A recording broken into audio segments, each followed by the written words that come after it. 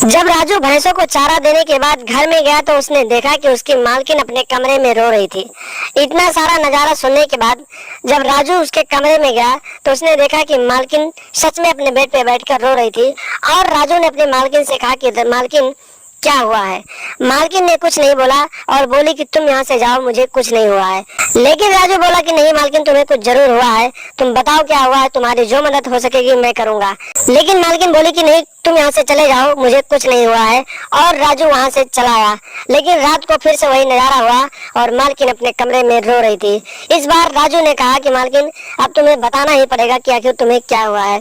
मालकिन जो थी कहती है कि तुम नहीं जानते हो कि तुम्हारे मालिक कितने दिनों से घर से बाहर हैं और मुझे उनके पास रहना है, उनके साथ रहना है, उनसे बातचीत करना है, मेरा बहुत बात करने का मन कर रहा है। राजू कहता है कि मालकिन, मालिक घर पे नहीं है तो क्या हुआ, मैं तो हूँ, आपको जो बात करना है मेरे से करिए, आखिर आपकी क्या परेशानी है। इतनी बात सुनने के बाद मालकिन राजू को कहती है कि तुम मेरी परेशानी दूर नहीं कर पाओगे, मेरी परेशानी जो है वो तुम्हारे मालिक ही दूर कर पाएंगे। इतनी बात सुनने के बाद राजू समझ जाता है कि आखिर मालकिन की परेशानी क्या है और कहता है कि मालकिन तुम सिर्फ बताओ, सारी परेशानी मैं दूर कर दूंगा। और मालकिन जो होती है राजू को बता देती है कि मुझे प्यार करने का मन कर रहा है।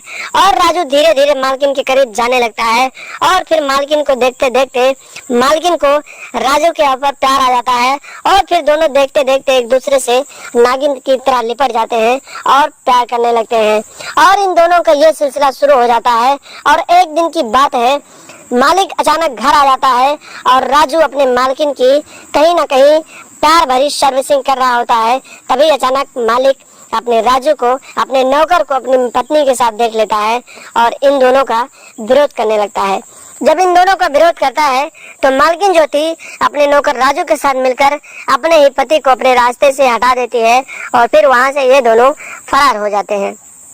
जब लोगों को जानकारी मिलती है तो लोग इसकी सूचना पुलिस को देते हैं और जब पुलिस पहुंचती है तो दोनों की खोजबीन करने लगते हैं और फिर करीब 15 दिनों के बाद दोनों को खोज लिया जाता है और फिर उन्हें सलाखों के पीछे डाल दिया जाता है। तो दोस्तों सावधान रहें, सतर्क रहें, अपना और अपनों का ख्याल रखें। दोस्तों चढ़ती जवानी और तड़पती हुई हवस की ये कहानी एक फिक्शनल स्टोरी है। फिक्शनल स्टोरी बनाने और सुनाने का मकसद कि आप लोग सावधान रहें और अपने घर परिवार को सुरक्षित रखें। तो दोस्तों सावधान रहें, सतर्क रहें, ऐसे लोगों से दूरी बनाकर रखें जो आपको कभी भी धोखा दे सकते हैं। और लगातार हमारे साथ बने रहें। चैनल पर नए हैं तो सब्सक्राइब कर लें और हमेशा देखते रहें अफेयर क्राइम न्यूज।